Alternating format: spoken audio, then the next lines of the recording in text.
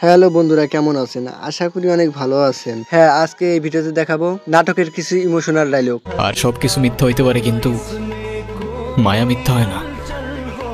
আর এই মায়াগুলো মিথ্যা ছিল না ঋতিকা। আমার আসলে না বোঝা হয়ে গেছে, বুঝছো? তুমি একটা বেঈমান, তুমি একটা বেঈমান, তুমি কখনো আমাকে ভালোই বাসো নাই।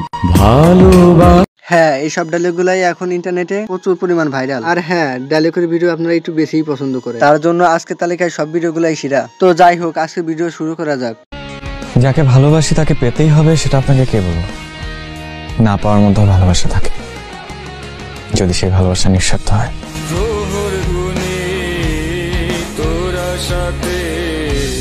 কে কে ইয়াশ রোহানকে ভালোবাসেন কমেন্টে জানাবেন। ভিডিওগুলো অনেক সুন্দর হতে যাচ্ছে।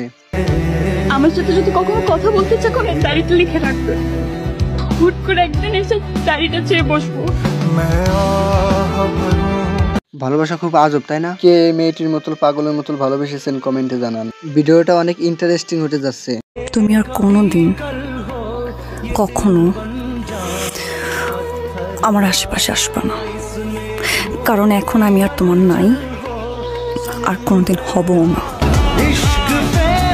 মেয়েটি কত কষ্ট পেলে ছেলেটাকে এই কথা বলতে পারে। ভালোবাসা আজব, তাই না? এরম সেম ঘটনা কার সাথে ঘটছে জানাবেন। আমার কোনো অভিমান নেই, অভিমান তো থাকে ভালোবাসায়। আমার জীবনে কোনো ভালোবাসা নেই, তাই আমার কোনো অভিমানও নেই। যার মনে কখনো ভালোবাসায় নেই, সে কি করে বুঝবে ভালোবাসার মর্ম? এটাই বোঝাতে চাচ্ছে তৌসিদ মাহমুদ। এই প্রেমের কাহিনীতে পড়ছে কাবিলা ভাই। আমি যে ক্লাস 8-এ তোমার ভালোবাসতাম, যদি কখনো সুযোগ পাও রাতের বেলা তোমার জামাইয়ের সাথে গল্প করতে করতে আমার ভালোবাসার কথাটা তার সাথে শেয়ার করো।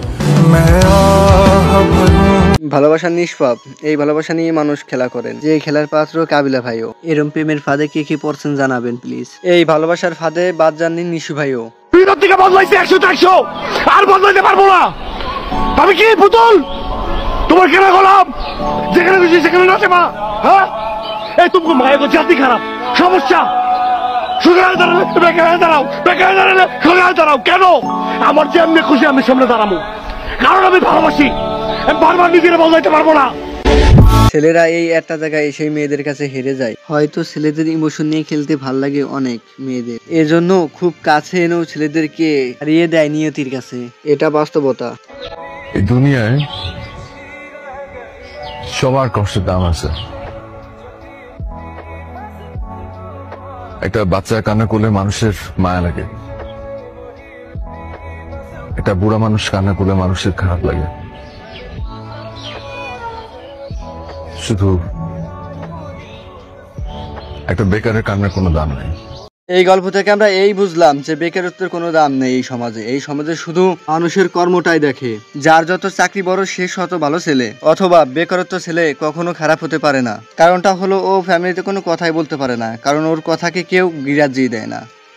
আমি আজীবন দেখছি মেয়েরা তাদের ভালোবাসার মানুষকে কষ্ট দিয়ে তাদেরকে ছেড়ে দেয়, কিন্তু পরিবারকে কষ্ট দিয়ে পালায় না। ভালোবাসা কথাগুলো কলিজা কাঁপানো ছিল। এই কথাগুলোর অনেক সত্যতা আছে।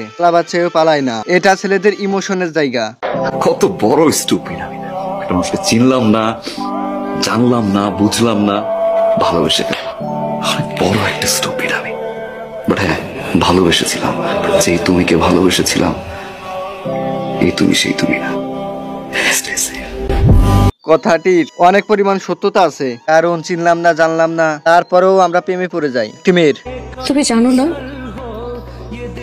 মেয়ে মানুষ সবকিছু মেনে নিতে পারে, কিন্তু নিজের প্রতি প্রিয় মানুষের অবহেলা তো মেনে নিতে পারে না। কথাটির সত্য প্রমাণিত আছে অনেক। যে ছেলেরাই ভালোবাসতে জানে এমন কোনো কথা নেই, মেয়েরাও ছেলেদেরকে অনেক পরিমাণ ভালোবাসে, এটাও প্রমাণিত আছে। এই ভালোবাসাটি যদি সত্যি হয়, চ্যানেলটা সাবস্ক্রাইব করে পাশেই থাকুন।